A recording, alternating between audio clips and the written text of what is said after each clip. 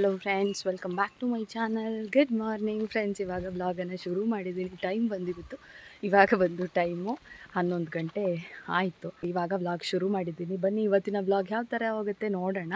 ದಾಸವಾಳ ಎಲೆನ ಕೀಳಕ್ಕೆ ಬಂದಿದ್ದೀನಿ. ಆಲ್ಮೋಸ್ಟ್ ಎಲ್ಲ ಕೆಲಸನೂ ಮುಗೀತು. ಪಾಪು ಮಲ್ಕೊಂಡಿದ್ದಾಳೆ. ಇವಾಗ ನಾನು ಸ್ವಲ್ಪ ದಾಸವಾಳ ಎಲೆನ ಕೊಯ್ಯೋಣ ಅಂತ ಬಂದಿದ್ದೀನಿ. ಸ್ವಲ್ಪ ತಲೆಗೆ ಹಾಕೋದಕ್ಕೆ ನಾನು ಜಸ್ಟ್ ನೀರಲ್ಲಿ ಹಾಕ್ಬಿಟ್ಟು ಅದನ್ನು ಚೆನ್ನಾಗಿ ಕಿವುಚಿ ಅದೊಂಥರ ಲೋಳೆ ಬರುತ್ತಲ್ವ, ಅದನ್ನು ಚೆನ್ನಾಗಿ ತಲೆಗೆ ಹಾಕ್ಕೊಂಡು ಆಮೇಲೆ ಸ್ನಾನ ಮಾಡ್ಕೊಳ್ಳೋದು. ಆ ಥರ ಮಾಡೋಣ ಅಂತ ಅಂದ್ಕೊಂಡಿದ್ದೀನಿ. ಜಸ್ಟ್ ಪೇಸ್ಟ್ ಎಲ್ಲ ಮಾಡಿ ಏನು ಪ್ಯಾಕ್ ಥರ ಆಗ್ತಾಯಿಲ್ಲ, ಆಯಿತಾ. ಇವಾಗ ಸೊಪ್ಪೆಲ್ಲ ಕೊಯ್ತೀನಿ. ಸ್ವಲ್ಪ ಆದಷ್ಟು ನಾವು ಹೈಬ್ರಿಡ್ ದಾಸವಾಳಕ್ಕಿಂತ ಈ ಥರ ಲೋಕಲಲ್ಲಿ ಊರ ದಾಸವಾಳಗಳಿರುತ್ತಲ್ವ, ಅದ್ರ ಸೊಪ್ಪು ಒಳ್ಳೆ ಎಫೆಕ್ಟ್ ಇರುತ್ತೆ. ಮುಂಚೆ ನಾನು ಸ್ವಲ್ಪ ಆಲ್ಮೋಸ್ಟ್ ಒಂದು 2 ತಿಂಗಳ ಹತ್ರ ನಾನು ಚೆನ್ನಾಗಿ ದಿನಾಲೂ ಆಗ್ತಾಯಿದ್ದೆ. ದಿನಾಲು ಅಂದರೆ ಪ್ರತಿ ಸತಿ ತಲೆ ಸ್ನಾನ ಮಾಡಬೇಕಂದ್ರೆ ವಾರದಲ್ಲಿ 2 ದಿನ ಅಂದರೂ ಫಿಕ್ಸು ಆಗ್ತಾಯಿದ್ದೆ. ಬಟ್ ಇವಾಗ ಯಾಕೋ ಒಂದು ಸ್ವಲ್ಪ ದಿನದಿಂದ ಅದನ್ನು ಸ್ಟಾಪ್ ಮಾಡಿಬಿಟ್ಟಿದ್ದೀನಿ. ಸೊ ಹಾಗಾಗಿ ನನಗೆ ಕೂದಲೆಲ್ಲ ಒಂಥರ, ಇವಾಗ ಚಳಿ ಬೇರೆ, ಡ್ಯಾಂಡ್ರಫು ಅದು ಇದು ಎಲ್ಲ ಸಮಸ್ಯೆನೂ ಬರ್ತಾಯಿದೆ. ಹೇರ್ ಫಾಲ್ ಆಗ್ತಾಯಿದೆ. ಇನ್ನು ಮತ್ತೆ ಇನ್ನು ವಾಪಸ್ ಅದೇ ಇದು ಮಾಡೋದು ಬೇಡ, ಸ್ಟ್ರಿಕ್ಟಾಗಿ ವೀಕ್ಲಿ 2 ಹಾಕೋಣ ಅಂತ ಅಂದ್ಕೊಂಡಿದ್ದೀನಿ. ಹಾಗಾಗಿ ಇವಾಗ ಬಂದಿದ್ದೀನಿ.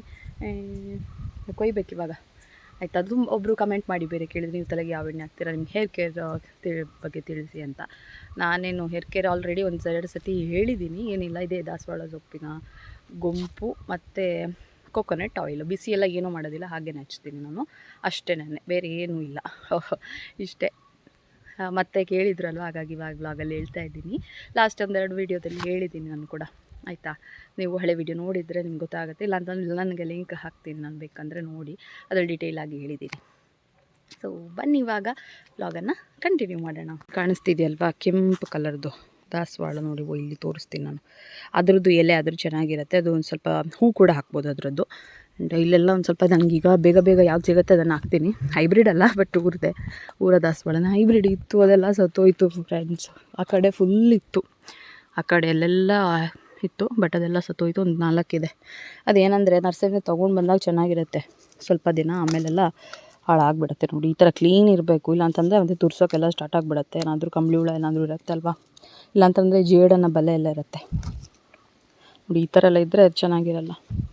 ಸ್ವಲ್ಪ ಕ್ಲೀನಾಗಿರೋ ದಾಸವಾಳ ಒಂದು 20-25 ಇದ್ದರೆ ಸಾಕಾಗುತ್ತೆ. ಪೇಸ್ಟ್ ಮಾಡೋದಾದ್ರೆ ನಿಮ್ಗೆ ಇಷ್ಟು ಬೇಕಾಗಲ್ಲ, ಕಡಿಮೆನೇ ಸಾಕು. ಪ್ಯಾಕ್ ಮಾಡಿ ಹಾಕ್ತೀರ ಅಂದರೆ, ಬಟ್ ನಂಗೆ ಅಷ್ಟೊಂದು ಟೈಮ್ ಇಲ್ಲ, ಹಾಗಾಗಿ ಈ ಥರನೇ ಹಾಕ್ತೀನಿ ನಾನು. ಇಲ್ಲೆಲ್ಲ ಇದೆ ಫ್ರೆಂಡ್ಸ್. ಹಾಗೆಯೇ ಇನ್ಮೇಲಿಂದ ದಿನಾಲೂ ವೀಡಿಯೋಸ್ ಬರುತ್ತೆ ನಿಮಗೆ. ಶಾರ್ಟ್ ವೀಡಿಯೋಸ್ ಕೂಡ ಹಾಕ್ತಾ ಇರ್ತೀನಿ, ನೋಡಿ ನಿಮ್ಗೆ ಇಷ್ಟ ಆದರೆ ಪ್ಲೀಸ್ ಲೈಕ್ ಮಾಡಿ. ಹಾಗೆ ನಾನು ಇವಾಗೆಲ್ಲ ಸೊಪ್ಪೆಲ್ಲ ಕುಯ್ತಾ ಇದ್ದೀನಿ. ಚೆನ್ನಾಗಿ ಗಾಳಿ ಕೂಡ ಇತ್ತು ಇವತ್ತು. ಇಲ್ಲ ಅಂತಂದರೆ ಈ ಟೈಮಲ್ಲೆಲ್ಲ ನನಗೆ ಈ ಥರ ಹೊರಗಡೆ ಬರೋಕ್ಕೇ ಆಗೋದಿಲ್ಲ ಕೆಲವೊಂದು ಸಲ ಅಂತೂ. ಬಿಕಾಸ್ ಪಾಪು ಎದ್ದಿರ್ತಾಳೆ ಇಲ್ಲ ಇರ್ತಾಳಲ್ವ, ಆ ಬಿಸಿಲು ಕೂಡ ಇರುತ್ತೆ ಚೆನ್ನಾಗಿ. ಅವಳನ್ನು ಈ ಬಿಸಿಲಲ್ಲಿ ಏನಕ್ಕೆ ಕರ್ಕೊಂಡು ಬರೋದು ಅಂತ ನಾನು ಕರ್ಕೊಂಡು ಬರೋದಿಲ್ಲ. ಅವಳಂತೂ ರೆಡಿ ಇರ್ತಾಳೆ, ಆಯಿತಾ. 11 ಗಂಟೆ 12 ಗಂಟೆಗೂ ಬಿಸಿಲಲ್ಲಿ ತಿರ್ಗೋಕ್ಕೆ ಅವಳಿಗೆ ತುಂಬಾ ಇಷ್ಟ. ಮಕ್ಳಿಗೆ ಬಿಸಿಲು ಮಳೆ ಏನು ಲೆಕ್ಕಕ್ಕೇ ಬರಲ್ಲ, ಬಟ್ ನಮಗೇ ಅವ್ರ ಹಿಂದೆ ಓಡಿ ಸಾಕಾಗೋಗುತ್ತೆ. ಸ್ವಲ್ಪ ಬಲ್ತಿದ್ರೆ ಚೆನ್ನಾಗಿ ಇಲ್ಲೊಳೆ ಬಿಡುತ್ತೆ ಇದು.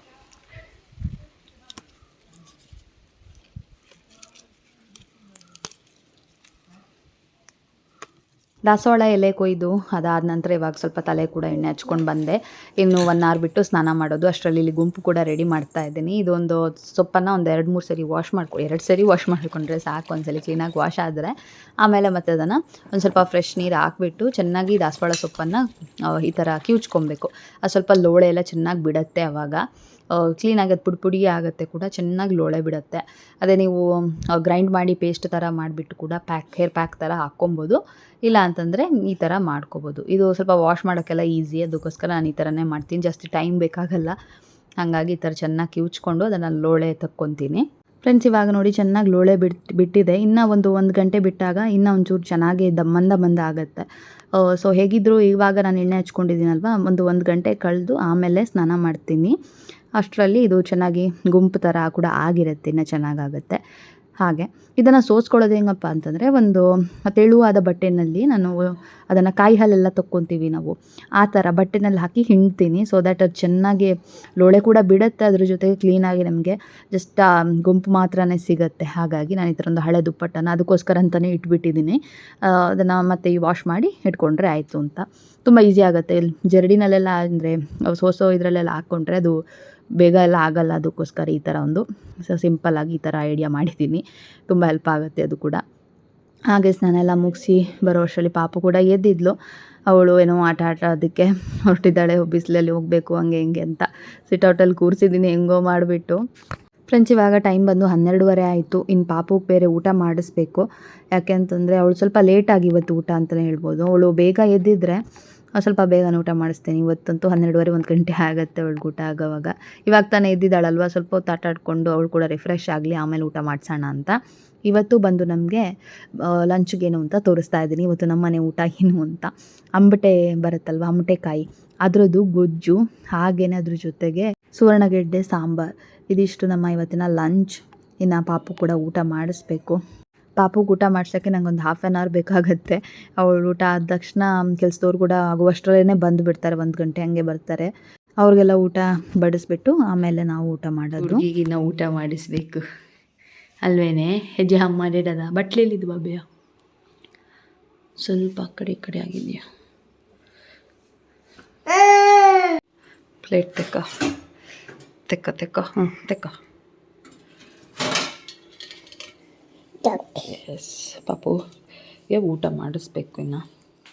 Hello friends, welcome back friends. ಆವಾಗಲೇ ಮತ್ತೆ ನಾನು ಮಧ್ಯಾಹ್ನ ವ್ಲಾಗ್ ಕಂಟಿನ್ಯೂ ಮಾಡಿರಲಿಲ್ಲ. ಇವಾಗ ಊಟ ಎಲ್ಲ ಆಗಿ ಮತ್ತೆ ವ್ಲಾಗನ್ನು ಕಂಟಿನ್ಯೂ ಮಾಡ್ತಾ ಇದ್ದೀನಿ. ಪಾಪು ಇಲ್ಲೇ ಇದ್ದಾಳೆ. ಅವಳು ಆವಾಗಲೇ ಮಲ್ಕೊಂಡಿದ್ಲು ಅಂತ ಹೇಳಿದ್ದೆ ಅಲ್ವಾ ನಾನು. ಅವಳು ಹೇಳ್ಬೇಕಾದ್ರೆ 12:30 ಮಾಡಿದ್ಲು. ಆಮೇಲೆ ಇನ್ನೇನು ಊಟ ಮಾಡಿಸಿ ಇವಾಗ ಆಟ ಆಡ್ಕೊಂಡಿದ್ದಾಳೆ. ಇನ್ನೊಂದು 4:15 5 ಗಂಟೆ ಹಂಗೆ ಮಲ್ಕೊಳ್ತಾಳೆ ಅನಿಸುತ್ತೆ. ಇಲ್ಲಾಂತಂದರೆ ಮತ್ತೆ ನೈಟು ಬೇಗ ಮಲ್ಕೊಂಡು ಆಮೇಲೆ ಮತ್ತೆ ಮಧ್ಯರಾತ್ರಿ ಎದ್ಬಿಟ್ಟು ಆಟ ಆಡೋಕ್ಕೆ ಶುರು ಮಾಡ್ತಾಳೆ ಒಂದೊಂದ್ಸಲಿ. ಅದಕ್ಕೋಸ್ಕರ 4:15 ಹಂಗೆ ನಿದ್ದೆ ಮಾಡಿಸಿದ್ರೆ ಸ್ವಲ್ಪ ನಿದ್ದೆ ಮಾಡಿಕೊಂಡ್ರೆ ಆಮೇಲೆ ನೈಟ್ ಒಂದು 10 ಗಂಟೆ ಹಂಗೆ ನಿದ್ದೆ ಮಾಡ್ತಾಳೆ ಅಂತ ನಾನೊಂದು ಪ್ಲ್ಯಾನ್ ಮಾಡಿದ್ದೀನಿ. ಇವಳು ಫ್ಯಾನ್ ಎಲ್ಲ ಹಾಕ್ಬಿಟ್ಟು ಅಂದರೆ ಮತ್ತೆ ನೈಟ್ ಒಂದು 8 ಗಂಟೆ ಹಂಗೆ ನಿದ್ದೆ ಮಾಡಿಬಿಟ್ಟು 10 ಗಂಟೆ ಹಂಗೆ ಎದ್ದು ಕೂತ್ಕೊಂಡ್ಬಿಡ್ತಾಳೆ ಆಟ ಆಡೋಕ್ಕೆ. ಹಂಗೆಲ್ಲ ಮಾಡ್ತಾಳೆ ಇವಳು. ಹಾಗಾಗಿ 4:15 ನಿದ್ದೆ ಮಾಡಿಸ್ಬೇಕು ಅಂತ ಅಂದ್ಕೊಂಡಿದ್ದೀನಿ. ಎಸ್ ಕಂದ ಇದೆ ರೆಡ್ಡಿ ಇಲ್ಲಿದ್ದು. ರೆಡ್ಡಿಗೆ ಹಾಲು ಕೊಡು, ನೀನು ಹಾಲು ಕೊಡು, ರೆಡ್ಡಿಗೆ ಹಾಲು ಕೊಡು. ಬಾ ಇದೆ ಫ್ರೆಂಡ್ಸ್. ಹಾಗೆಯೇ ಅವ್ರು ಹೇಳ್ತಾ ಇದ್ರಿ ಒಬ್ಬರು, ನಿಮ್ಮ ಅಡುಗೆ ರುಟೀನ್ ಹೇಳಿ, ಅದ್ರ ಜೊತೆಗೆ ಯಾವ ಎಣ್ಣೆನ ಹಚ್ತೀರಾ ಅಂತ. ಇದಕ್ಕೆ ನಾನು 1-2 ಸತಿ ವೀಡಿಯೋದಲ್ಲಿ ಆನ್ಸರ್ ಮಾಡಿದ್ದೀನಿ, ಬಟ್ ಮತ್ತೆ ಕ್ವೆಶನ್ ಕೇಳ್ತಾ ಇದ್ರು ಅಲ್ವಾ. ಹಾಗಾಗಿ ಇವತ್ತು ಮತ್ತೆ ಅದನ್ನು ಶೇರ್ ಮಾಡಿದ್ದೀನಿ. ಆಲ್ರೆಡಿ ನಾನು ತೋರಿಸಿದ್ದೀನಿ ಅಲ್ವಾ. ತಲೆ ಸ್ನಾನ ಮಾಡಬೇಕಂದ್ರೆ ಸ್ವಲ್ಪ ಗುಂಪು. ಇದು ಏನಂದರೆ ನಾನೊಂದು 2 months ಬ್ಯಾಕು ಚೆನ್ನಾಗಿ 2 months ಬ್ಯಾಕ್ ನಾನು ರೆಗ್ಯುಲರಾಗಿ ವೀಕ್ಲಿ ಟ್ವೈಸ್ ಆಗ್ತಾಯಿದ್ದೆ, 2 ಸತಿ ವಾರದಲ್ಲಿ. ಬಟ್ ಆಮೇಲೆ ಅದು ಯಾಕೋ ನನಗೆ ಟೈಮೇ ಆಗ್ತಾ ಇರಲಿಲ್ಲ. ಹಾಗಾಗಿ ಅದನ್ನು ಅಲ್ಲೇ ಬಿಟ್ಬಿಟ್ಟಿದ್ದೆ. ಮತ್ತೆ ಇವಾಗ ರೀಸ್ಟಾರ್ಟ್ ಮಾಡಿದ್ದೀನಿ. ಬಿಕಾಸ್ ಇವಾಗ ಚಳಿಗೆ ನಮ್ಮ ಸ್ಕ್ಯಾಲ್ಪ್ ತುಂಬ ಡ್ರೈ ಆಗಿಬಿಟ್ಟು ಡ್ಯಾಂಡ್ರಫ್ ಪ್ರಾಬ್ಲಮ್ ಬರುತ್ತೆ. ನನಗೂ ಹಂಗೆ ಆಗ್ತಾಯಿದೆ, ಹೇರ್ ಫಾಲ್ ಆಗ್ತಾಯಿದೆ, ಅದ್ರ ಜೊತೆಗೆ ಡ್ಯಾಂಡ್ರಫ್ ಸ್ಟಾರ್ಟ್ ಆಗಿಬಿಟ್ಟಿದೆ. ಅದಕ್ಕೋಸ್ಕರ ಇವಾಗಲೇ ಕಂಟ್ರೋಲ್ ಮಾಡೋಣ ಅಂತ ಇವತ್ತೇನೇ ಆದರೂ ಸರಿ ಅಂತ ಇದೊಂದು ದಾಸವಾಳ ಎಲ್ಲ ಕೊಯ್ಕೊಂಡು ಬಂದು ಅದೆಲ್ಲ ಮಾಡಿದಾಯಿತು. ಪಾಪು ಕೂಡ ಮಲ್ಕೊಂಡಿದ್ಲು ಅಲ್ವಾ. ಹಾಗಾಗಿ ಒಂದ್ಸಲಿ ಸ್ಟಾರ್ಟ್ ಮಾಡಿದ್ರೆ ಆಮೇಲೆ ಹೆಂಗೆ ನಾವು ಕಂಟಿನ್ಯೂ ಮಾಡೋದಕ್ಕಾಗುತ್ತೆ. ಸ್ಟಾರ್ಟ್ ಮಾಡೋಕ್ಕೆ ಇರೋದೇನೆ ಅದು ಅಂತ ಅನಿಸುತ್ತೆ, ಒಂದು ಮೋಟಿವೇಶನ್ ಬೇಕಲ್ವಾ. ಹಾಗೆ ಇದು ತುಂಬಾ ಎಫೆಕ್ಟಿವ್ ಇದೆ. ನಿಮಗೆ 1 ವಾಶಲ್ಲಿ 2 ವಾಶಲ್ಲೆಲ್ಲ ಗೊತ್ತಾಗುತ್ತೆ ಅಂತ ಹೇಳ್ತಾರೆ. ಬಟ್ ಕೂದಲಂತೂ ಸಾಫ್ಟ್ ಆ್ಯಂಡ್ ಶೈನಿ ಆಗುತ್ತೆ, ಅದು ಮಾತ್ರ ನಿಮಗೆ ಗೊತ್ತಾಗುತ್ತೆ. ಪ್ಯಾಕ್ ಥರ ಹಾಕೊಂಡ್ರೆ ಇನ್ನೂ ಎಫೆಕ್ಟಿವ್ ಆಗಿರುತ್ತೆ. ಬಟ್ ನಂಗೆ ಅಷ್ಟು ಟೈಮ್ ಇಲ್ಲ. ಅಂದರೆ ಹೇರ್ ವಾಶ್ ಮಾಡೋಕ್ಕೂ ಟೈಮ್ ಜಾಸ್ತಿನೇ ಬೇಕು. ಹೇರ್ ವಾಶ್ ಮಾಡೋಕ್ಕೂ ತುಂಬ ಜಾಸ್ತಿ ಟೈಮ್ ಬೇಕಾಗುತ್ತೆ. ಪ್ಯಾಕ್ ಥರ ಹಾಕ್ಕೊಂಡ್ರೆ ನನಗೆ ಇಲ್ಲಿ ಅಷ್ಟೊಂದು ಟೈಮೆಲ್ಲ ಸಿಗೋಲ್ಲ. ಅದಕ್ಕೋಸ್ಕರ ನಾನು ಈ ಥರ ಮಾಡ್ತೀನಿ. ನಿಮಗೆ ಟೈಮ್ ಇದೆ ಅಂತಂದ್ರೆ ನೀವು ಪ್ಯಾಕ್ ಥರ, ನಾನು ಲಾಸ್ಟ್ ಬ್ಲಾಗಲ್ಲಿ ಮಾಡಿದ್ದೀನಿ, ಬ್ಲಾಗಲ್ಲಿ ನಾನು ತೋರಿಸಿದ್ದೀನಿ ನನ್ನ ಹೇರ್ ಕೇರ್ ರುಟೀನು. ಆ ಥರ ಕೂಡ ಮಾಡ್ಬೋದು. ಆ್ಯಂಡ್ ಎಣ್ಣೆ ಬಗ್ಗೆ ಬಂದು ನಾನು ತಲೆಗೆ ತೆಂಗಿನ ಎಣ್ಣೆ ಹಚ್ತೀನಿ. ಅದು ಬಿಟ್ಟರೆ ನಾನು ಹೇಳಿದ್ದೀನಿ ತುಂಬ ಸರಿ, ನಾನು ಅಲೋವೆರಾ ಆಯಿಲ್ ಅಂತ, ಅದು ಕೂಡ ನಾನು ಶೇರ್ ಮಾಡಿದ್ದೀನಿ ಯಾವ ಥರ ಮಾಡೋದು ಅಂತ. ತುಂಬ ಹೆಲ್ಪ್ ಆಗುತ್ತೆ ನಿಮಗೆ ಅಲೋವೆರಾ ಆಯಿಲು. ನಿಮಗೆ ಹೇರ್ ಲೆಂತ್ ಬರುತ್ತೆ ಅದನ್ನು ಹಚ್ಕೊಳ್ಳೋದ್ರಿಂದ. ವೀಕ್ಲಿ ಒಂದು 2 ಸತಿ ಹಚ್ಕೊಂಡ್ರೆ, ಅಂದರೆ ಚೆನ್ನಾಗಿ ಹಚ್ಕೊಂಡು ಮಸಾಜ್ ಮಾಡಿಕೊಂಡ್ರೆ ನಿಮಗೆ ಹೇರ್ ಗ್ರೋತ್ ಚೆನ್ನಾಗಾಗುತ್ತೆ. ಆ್ಯಂಡ್ ಡ್ಯಾಂಡ್ರಫ್ ಸಮಸ್ಯೆ ಕೂಡ ಸ್ವಲ್ಪ ಹೆಲ್ಪ್ ಆಗುತ್ತೆ ಅದು. ಬಟ್ ಹೇರ್ ಗ್ರೋತ್ಗೆ ನಿಜವಾಗ್ಲೂ ಅದು ಹೆಲ್ಪ್ ಆಗುತ್ತೆ ಆಯಿತಾ. ನಾನು ಇವಾಗ ಅದನ್ನು ಸ್ಟಾಪ್ ಮಾಡಿಬಿಟ್ಟಿದ್ದೀನಿ. ಅಲೋವೆರಾ ಹೇರ್ ಆಯಿಲ್ ನಂಗೆ ಮಾಡೋಕ್ಕೂ ಪುರ್ಸೊತ್ತಾಗಿಲ್ಲ. ಆ್ಯಂಡ್ ನಾರ್ಮಲ್ ತೆಂಗಿನ ಎಣ್ಣೆ ಏನಿದೆ, ಕೊಬ್ಬರಿ ಎಣ್ಣೆ, ಅದನ್ನು ಹಚ್ಕೊಳ್ತೀನಿ. ಅದನ್ನು ಬಿಸಿ ಮಾಡಿಲ್ಲ ಹಚ್ಚಲ್ಲ, ಹಾಗೆಯೇ ಹಚ್ತೀನಿ. ನಾರ್ಮಲಾಗಿ ಹಿಂಗೆ ಇರುತ್ತೆ ಅದೇ ಥರನೇ ಹಚ್ಕೊಳ್ತೀನಿ. ಇಷ್ಟೇ ನೋಡಿ ಇದನ್ನು. ಆ್ಯಂಡ್ ಅದು ಅಲ್ಲದೆ ನಾನು ಜಾಸ್ತಿನೂ ಈ ಹೇರ್ ಟ್ರೀಟ್ಮೆಂಟ್ಸ್ ಎಲ್ಲ ಬರುತ್ತಲ್ವ, ಸ್ಪಾ ಆಗಿರ್ಬೋದು ಅಥವಾ ಕಲರಿಂಗು, ಇಲ್ಲ ಅಂತಂದರೆ ಏನೇನೋ ಶ್ಯಾಂಪು ಕಂಡೀಷ್ನರ್ ಅದು ಇದು ಜಾಸ್ತಿ ತುಂಬ ಕೆಮಿಕಲ್ ಇರೋವಂಥದ್ದನ್ನು ನಾನು ಯೂಸ್ ಮಾಡೋಕ್ಕೆ ಹೋಗಲ್ಲ. ನನಗೆ ಆಮೇಲೆ ಆ ಥರ ಕಲರಿಂಗ್ ಓದೋದು ನಂಗೆ ಇಷ್ಟನೂ ಇಲ್ಲ. ಸೊ ಹಾಗಾಗಿ ನಾನು ಅದನ್ನು ಮಾಡೋದಿಲ್ಲ. ಆ ಥರ ಮಾಡೋದ್ರಿಂದ ಹೇರ್ ತುಂಬ ಡ್ಯಾಮೇಜ್ ಆಗುತ್ತೆ. ನಾನು ಅಪರೂಪಕ್ಕೆ ಸೀರಮ್ ಯೂಸ್ ಮಾಡ್ತೀನಿ, ಇಲ್ಲ ಅಂತ ಹೇಳಿಲ್ಲ.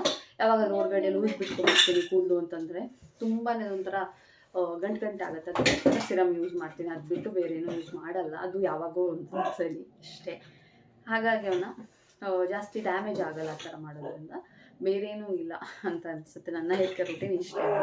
ತುಂಬ ಏನಾದರೂ ಟ್ರೀಟ್ಮೆಂಟ್ಸ್ ಎಲ್ಲ ಮಾಡಿಸ್ಕೊಳ್ಳೋದಕ್ಕೂ ಸ್ಟಾರ್ಟ್ ಮಾಡಿದೆ, ಬಾಟಾಕ್ಸು ಅದು ಇದು ಏನೇನೋ ಇದೆ, ಅದೆಲ್ಲ ಮಾಡಿಸ್ಕೊಳ್ಳೋಕೆ ಹೋದರೆ ಡ್ಯಾಮೇಜ್ ಆಗುತ್ತೆ ಕೂದಲು. ಒಂದ್ಸಲಿ ಚೆನ್ನಾಗಿರುತ್ತೆ, ಇಲ್ಲ ಅಂತ ಹೇಳಲ್ಲ, ಬಟ್ ಆಮೇಲೆ ಅದು ಡ್ಯಾಮೇಜ್ ಗೊತ್ತಾಗುತ್ತೆ ನಮಗೆ. ಒಬ್ಬೊಬ್ರಿಗೆ ಸೆಟ್ ಆಗುತ್ತೆ, ಒಬ್ಬೊಬ್ರಿಗೆ ಅದು ಸೆಟ್ ಆಗಲ್ಲ. ಈ ಥರ ಎಲ್ಲ ಸುಮಾರು ಸಮಸ್ಯೆ ಇದೆ. ನನಗೆ ಆ ಥರ ನನ್ನ ಹೇರ್ ಮೇಲೆ ಎಕ್ಸ್ಪರಿಮೆಂಟ್ ಮಾಡೋಕ್ಕೆ ಇಷ್ಟ ಇಲ್ಲ. ಹೇರ್ ಕಟ್ಟೋದು ಮಾಡಿಸ್ತೀನಿ, ಅವಾಗ ಮಾಡಿಸ್ತಾ ಇರ್ತೀನಿ. ಸೊ ದ್ಯಾಟ್ ಅದು ಸ್ಪ್ಲಿಟ್ ಎಂಡ್ಸ್ ಎಲ್ಲ ಇದ್ರೆ ಕಟ್ಟಾಗಿ ಹೋಗಲಿ ಅಂತ ಅಷ್ಟೇ. ಸೊ ಇಷ್ಟೇ ನನ್ನ ಹೇರ್ ಕೇರ್ ರೂಟೀನ್. ಇದೊಂದು ಸಣ್ಣ ಇನ್ಫಾರ್ಮೇಷನ್ ಕೇಳ್ತಾ ಇದ್ರಿ ಅಂತ ಹೇಳಿದ್ದು. ಪಾಪುಗೆ ಇಲ್ಲೇನೋ ಒಂದು ಸ್ವಲ್ಪ ಆಟ ಆಡ್ಸೋಕ್ಕೆಲ್ಲ ಕೂರಿಸಿ ನಾನು ವೀಡಿಯೋ ಮಾಡೋಕ್ಕೆ ಶುರು ಮಾಡಿದ್ದೀವಿ. ನೋಡಿ ಹಾ ಅಂತ ಹೇಳ್ತಾ ಇದ್ದಾಳೆ. ಎಲ್ಲನೂ ಕೆಳಗಡೆ ಹಾಕಿದ್ಲು ನೋಡಿ. ಇದರಲ್ಲಿ ಫುಲ್ಲು ಒಂದು ವೆಜಿಟೇಬಲ್ ಕಟ್ಟರ್ ಇದೆಯಲ್ವ ಅವಳದು, ಅದನ್ನೆಲ್ಲ ಹಾಕ್ಕೊಟ್ಟಿದ್ದೆ, ಏನೋ ಪಾರ್ಸೆಲ್ದು ಬಾಕ್ಸ್. ಅದನ್ನೆಲ್ಲ ಕೆಳಗಡೆ ಸುರಿದು ಎಲ್ಲ ಬೆಡ್ ಕೆಳಗಡೆ ಅದನ್ನೆಲ್ಲ ಕೆಳಗಡೆ ಹಾಕ್ಬಿಟ್ಟಿದ್ದಾಳೆ. ಬಾಕ್ಸ್ ಎಡೆಗೆ ಹಾಕ್ಬಿಟ್ಟು ನೋಡಿ ಹೈಡ್ ಮಾಡ್ತಿದ್ದಾಳೆ ಇದನ್ನು ನೋಡಿ. ಎಂತ ಮಾಡಿದ ನೀನು? ಹಾಯ್ ಮಾಡು ಫ್ರೆಂಡ್ಸಿಂಗ್, ಹಾಯ್ ಮಾಡು, ಫ್ಲೈಂಗ್ ಕಿಸ್ ಕೊಡು ಅಮ್ಮ. ನನ್ನನ್ನು ಕಾಣಿಸ್ತಿದ್ದಂತೆ ಅಮ್ಮನ್ನ ಫ್ಲೈಂಗ್ ಕಿಸ್ ಈ ಥರ ಕೊಡೋದು ನೋಡಿ ಅವಳು.